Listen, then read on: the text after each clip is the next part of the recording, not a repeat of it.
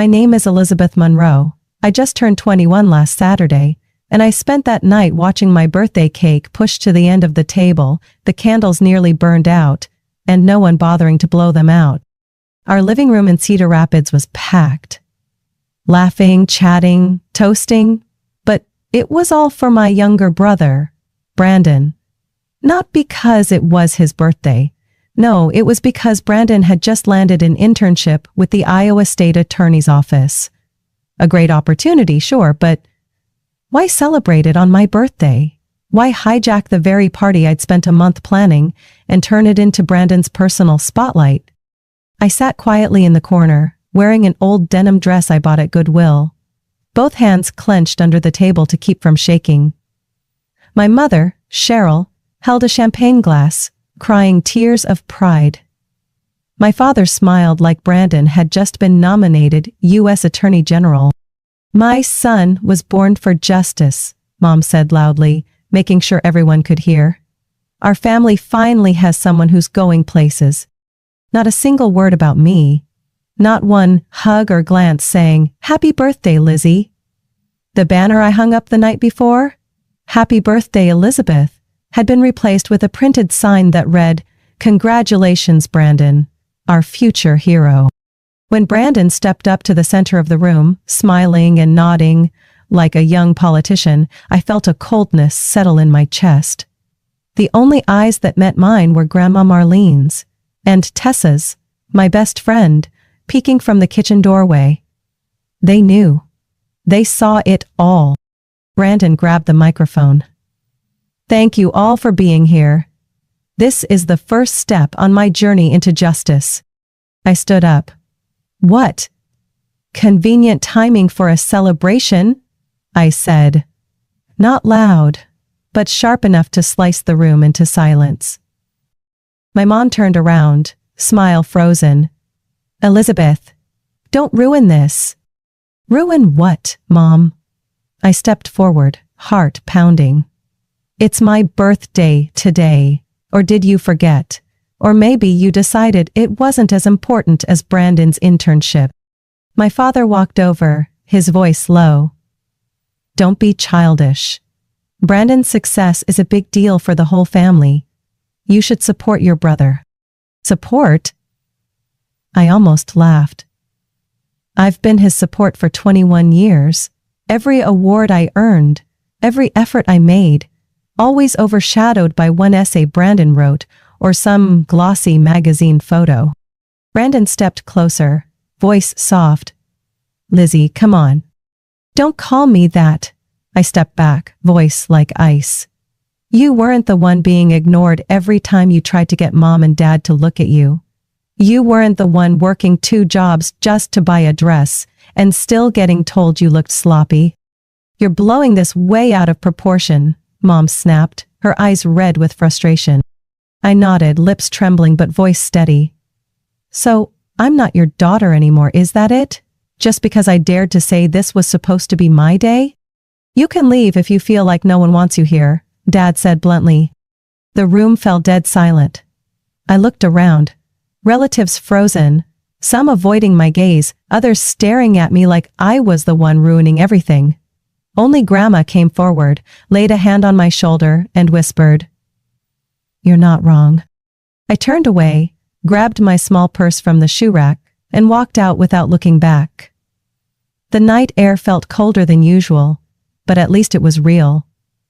At least it wasn't pretending. My phone buzzed, a text from Tessa. "Room's ready, don't come back unless you want to."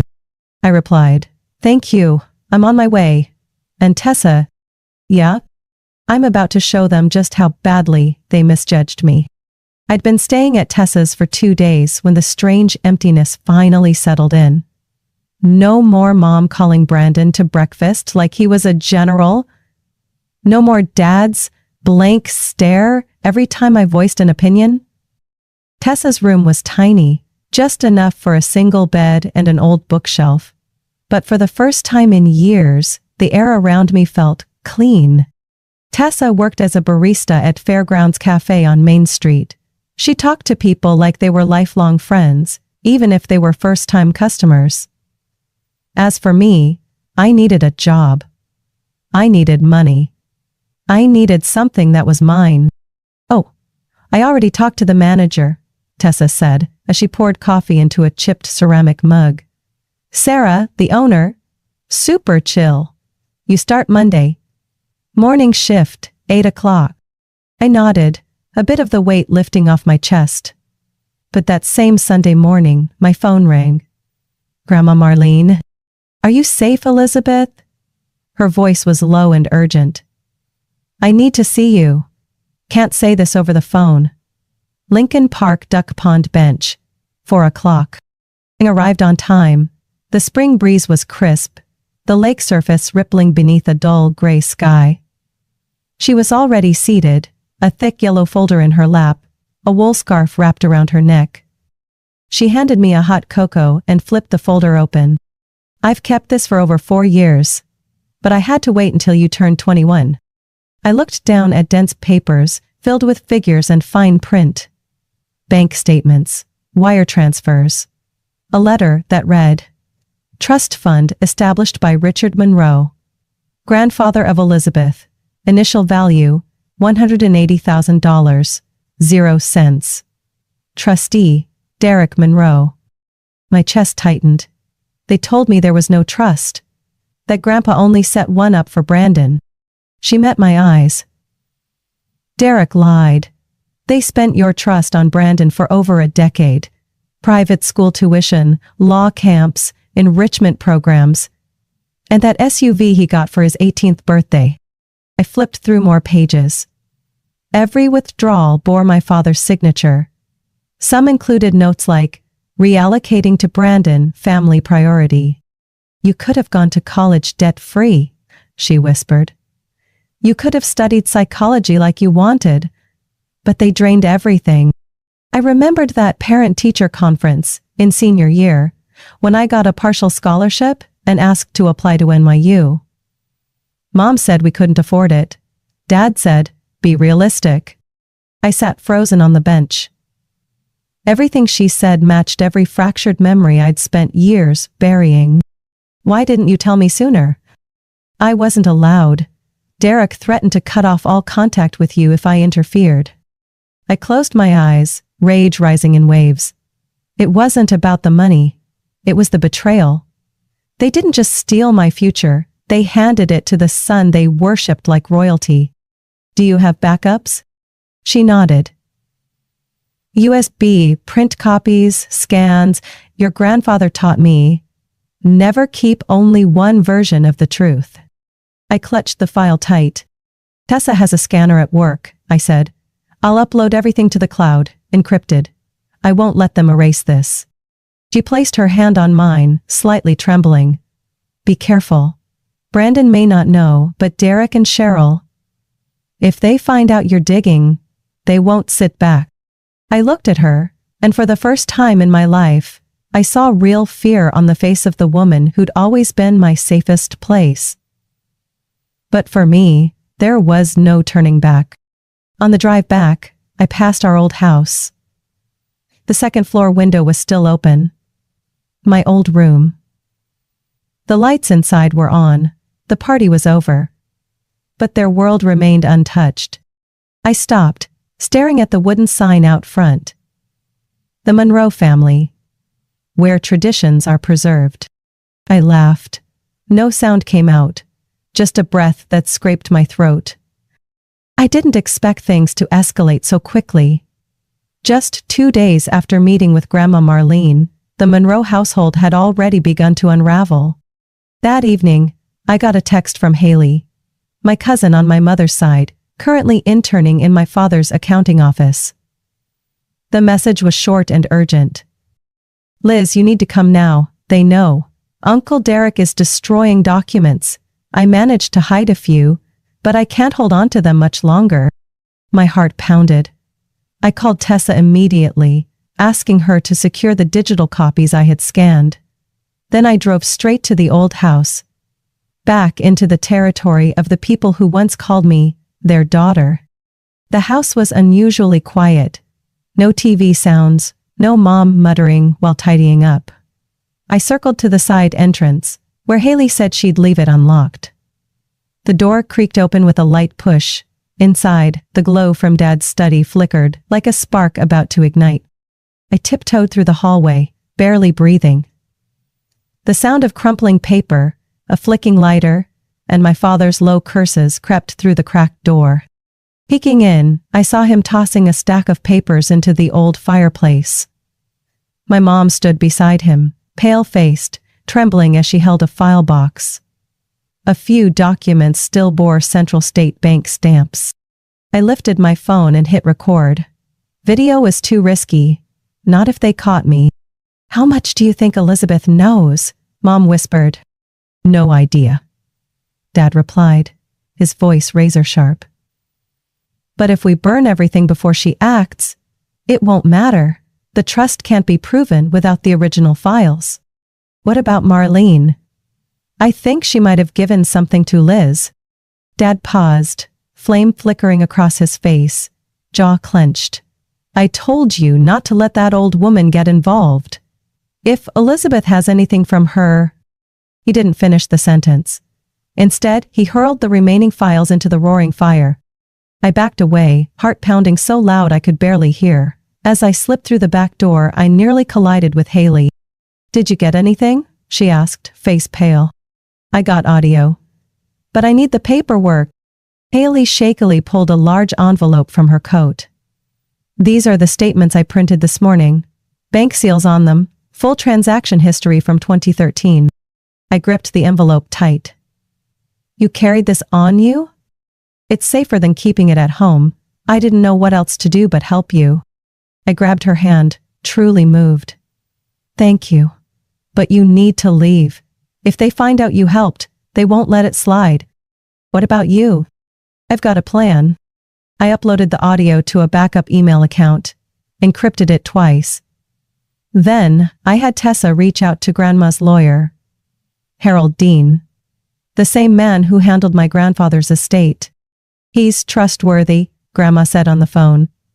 "I anticipated this. And Elizabeth, I'm proud of you." That night, I lay in Tessa's room, poring over each page Haley had handed me, cross-checking them with Grandma's earlier scans. Every transfer, every number, every inconsistency lined up too perfectly. There it was. Undeniable proof. Over $160,000, 0 cents had been siphoned from my trust. Used to cover Brandon Monroe's tuition, enrichment programs, and his so-called talent development. I played the audio again, hearing my father's voice as casual as if he were talking about trimming the hedges. "We did it for the greater good. That girl had no clear future. Investing in Brandon made sense." I scoffed. Investing? In someone who'd been handed everything on a silver platter? My phone buzzed. A message from an unknown number. "I know you have the recording. If you're keeping it, watch your back." I stared at the screen. They knew. 3 days after the threat, I got an unexpected message from the last person I ever thought would reach out. "Brandon." He said just one line. "We need to talk." Alone. The location, Bluebell Bakery, on the corner of Elm Street. The place Mom used to take both of us when we were in elementary school. A choice that felt loaded. It arrived early. Brandon was already there, sitting by the window. No prosecutor suit, no confident smile. Just a gray hoodie, messy hair, dark circles under his eyes. For the first time in his life, my younger brother looked like a regular person. "I know everything," Brandon said before I even sat down. "The trust fund, the transfers, and the life insurance." I gripped my coffee cup. The warmth didn't stop the chill crawling up my spine. "Who told you?" "Mum," he said quietly. "Last night, I overheard her on the phone with Dad. She was talking about handling things early, if she keeps digging. They thought I was asleep." I said nothing, eyes focused on the street outside, refusing to meet his. But inside, I was screaming. Handling things early? They'd actually planned a scenario if I didn't stay silent? I didn't think it was this bad, Brandon went on. My whole life, I lived in a bubble they built for me. And I believed it. So, what do you want now? I turned to look him straight in the eyes. To help you, to expose everything. At the family gathering at Westfield Lake House next week. Everyone will be there. They can't hide it if you go public there. I smirked. And why should I believe this isn't just another setup? That you're not luring me there so they can handle me after all? Brandon lowered his head and slid a small USB across the table. This contains all the details of the life insurance policy Mom took out. $5 million. Payable only if you died before turning 21. It expired on your birthday. Each word landed like a hammer to the chest. She celebrated that day, I whispered, almost to myself. That was the same day she turned my birthday into your victory party. And I saw it all when I read the policy, Brandon said slowly. You had to survive your birthday for her to get nothing? I closed my eyes. Anger, hurt, fear. All of it built into one tight knot inside me. Then I opened them again, voice firm. I'll go to the lake house. Brandon nodded. You won't be alone. I already contacted Grandma Marlene's lawyer. Mr. Dean is preparing the files, high-res slides, all cross-referenced. And me? I'll be standing with you. Saturday afternoon, the Westfield Lake House looked like something out of a painting. Still waters reflecting the setting sun. The trees whispering in the breeze. It was peaceful in the most artificial way. Relatives poured in from everywhere. Aunt Olivia from Ohio, Uncle Frank from Denver. Cousins I hadn't spoken to in years. My mother beamed, welcoming everyone in her sea-moo satin dress. My father stood by the entrance, wine glass in hand, wearing his signature navy suit. I walked in, shoulders square, gaze sharp. Brandon followed close behind, carrying the case with the presentation gear. Mr. Dean was already inside, standing near the reception hall, where an LED screen had been discreetly installed. You sure? He asked quietly. I nodded. They think this is a family reunion. But this will be their first trial. My mother stepped into the center of the hall, raising her glass. Dear Monroe family, she began. Today is not only a time to reunite, but to recognize the next generation. Brandon, who will carry forward our family legacy. Polite applause echoed through the room. I stepped forward. The spotlight caught me, just as I spoke. Before Mom says anything more, maybe everyone here should know how that legacy has been managed for the last 10 years. The room fell silent. I looked at Brandon. He nodded slightly. Mr. Dean hit the switch. The screen lit up. Documents appeared. Fund transfers, insurance paperwork, manipulated trust statements. Every line, every number exposed under the light like blood on snow. This, I said, is how my parents preserved our legacy. By stealing the trust my grandfather left me. By funneling it all into creating the perfect golden boy. And by setting up a replacement plan in case I didn't cooperate. My mother stepped forward, face pale. Elizabeth, you don't understand what you're doing. No, Mom, I said slowly. You don't understand what I know. The air inside the Westfield Lake House banquet hall was thick like the calm before a storm. After my mother's opening speech, every eye turned toward the large screen up front, where documents no one expected began appearing one by one. I stood in the center, microphone in hand, my voice steady. This is the statement from the trust fund my grandfather, Richard Monroe, established in 2002. One trust for each grandchild, equal value. Brandon and me. But as you can see, I pointed to the transfers. From 2013 to 2021, over $160,000 from my trust was redirected to accounts, directly funding Brandon's tuition, law camps, and personal expenses.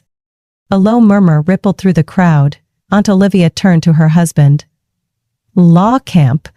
Paid for with Elizabeth's money? I continued. Not just tuition. Here's the receipt for the Cadillac Escalade Brandon received on his 18th birthday. Paid for with the trust card. Signed by my father, Derek Monroe, the legal trustee. Brandon stepped forward beside me, eyes locked on the crowd. And I, he said, was someone who truly believed everything I got was earned. I was wrong. My mother abruptly stepped in. We can talk about this in private, Elizabeth. This is a family matter. No need to embarrass anyone in front of outsiders. I looked at her, cold. Outsiders. These people are our family. You're the one who turned me into a stranger. Mr. Dean, Grandma Marlene's attorney, spoke next, voice sharp. We're not done. Laura and Derek still have a lot to explain. He pressed a button, and the screen switched to a new file. The original death certificate for Richard Monroe. Stating, cause of death, chronic heart failure.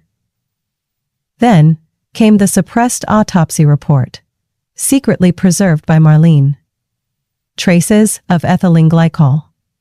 Antifreeze, found in his blood. The hall went still. I couldn't breathe. Brandon stepped back, speechless, and I stared at my parents like they were strangers, wearing my parents' skin. My grandfather wrote a new will, I said. He planned to restructure the company's leadership, but before he could finalize it, he conveniently fell down the stairs. Grandma Marlene stepped forward, holding an old leather briefcase. The room hushed. Richard never fell, she said. He was a Marine. His balance was better than anyone's here. She opened the case and revealed a handwritten will, time-stamped and notarized. In it, Elizabeth Monroe, me, was named co-executor of the company alongside Brandon, conditional on both of us turning 21. But your parents didn't want to wait, she said. And when Elizabeth began asking questions, they purchased a $5 million life insurance policy, only valid if she died before her 21st birthday. I turned toward my mother. She couldn't speak. My father, pale but still trying to keep control, said, everything we did was for Brandon, for the future of the company. The company? I narrowed my eyes. Built on what? A child's life? Money that rightfully belonged to your daughter? Mr. Dean held up one final document. A list of internal loans drawn from other family trust funds. College funds for Olivia's kids, gone. Medical aid for Uncle Frank's son, denied. Anger burst through the room. My relatives, the same ones who'd once looked right through me, now turned on my parents, faces filled with betrayal and outrage. I stepped closer, staring directly at the two people who brought me into this world. Was I just a bet? An investment that didn't pay off when your insurance policy expired? Were you disappointed I made it past my birthday and didn't die? Laura trembled, barely able to speak. You're being manipulated. Someone's feeding you lies. I pulled out my phone and played the recording. Her voice, on the night before my birthday, speaking to my father. If she keeps digging, we'll have to take care of it early. Silence, heavy as a stone, crashing into a still lake. Mr. Dean's voice dropped. I've already forwarded everything to the state attorney's office. Elizabeth, would you like to say anything to close this? I looked around, at my relatives, Brandon, and Grandma Marlene. Then back to my parents, hollow and motionless, like carved wood. Yes, I said, voice low but unwavering. I'm not here for revenge. I'm here for justice. And today I found it in my mother's own voice. Police sirens pierced the air as a black SUV from the Iowa State Police turned into the gates of the Westfield Lake House. Red and blue lights rippled across the calm surface of the lake, reflecting off the windows of the house that, just minutes earlier, had served as the stage for a carefully crafted family legacy announcement. My father froze as two officers entered, hands resting near their belts. My mother took a step back, as if trying to retreat from her own guilt, though her eyes remained cold, almost chilling. Mr. Derek Monroe, Mrs. Laura Monroe, one officer read aloud. You are under arrest for abuse of financial guardianship, document forgery, insurance fraud, and conspiracy to commit premeditated homicide. You are advised to remain silent and comply. Gasps swept through the room. Aunt Linda muttered, "Oh my God!" while Uncle Frank collapsed into a chair, burying his face in his hands like someone waking from a 10-year nightmare. I stood still. Not triumphant, not angry, just a strange emptiness. Like the final scene of a nightmare playing out while I was still trying to remember I'd woken up. My mother turned to me, voice rasping but strained to sound firm. You'll never understand the pressure we were under. I looked her straight in the eye. No one forced you to gamble your daughter's life to solve your problems. The officers cuffed them on the spot. Cold steel around the wrists of the very people who had spent my entire life controlling me, with fear disguised as love. As they were led away, I turned my back. Not because I couldn't face them, but because I no longer needed to.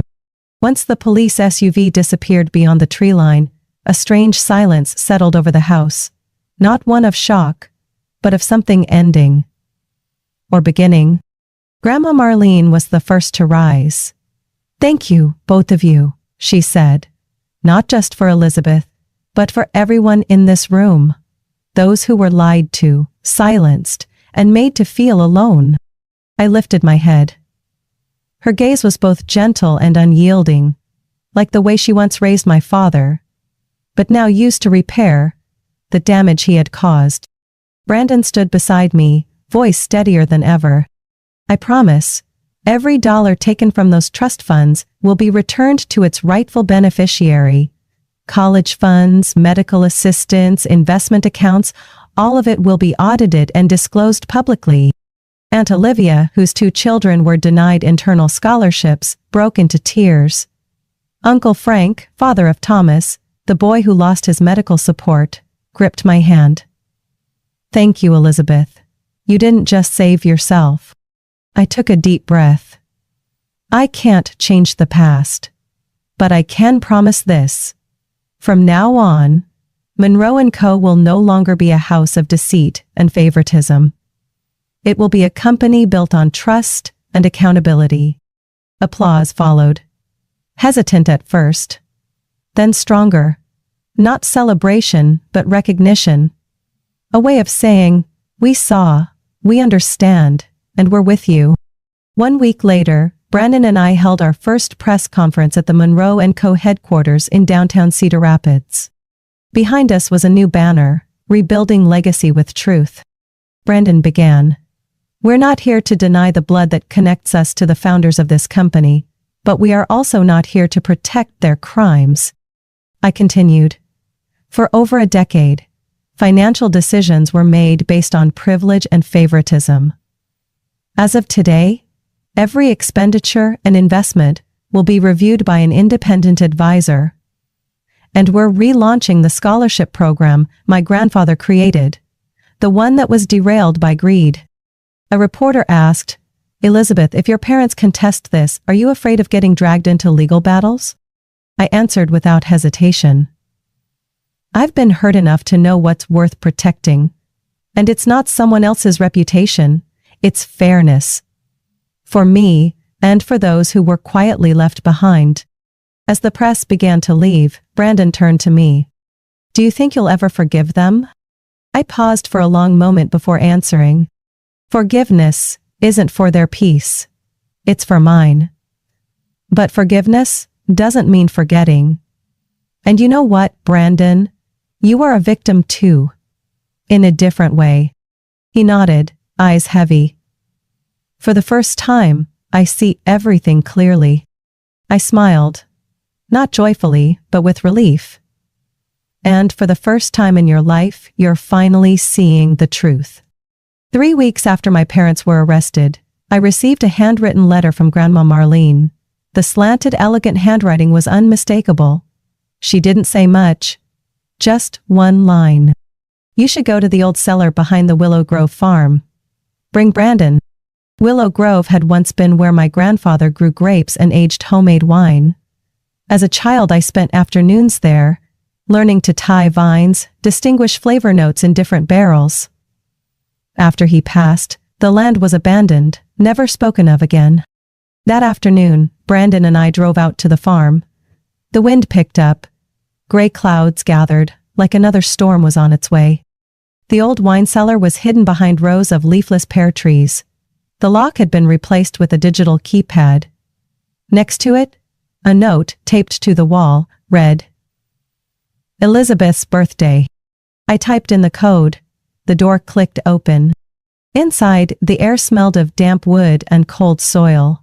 Yet it was remarkably clean. In the center stood a large wall-embedded safe, covered by a faded gray canvas. Brandon quietly pulled the cover away. The safe was already unlocked.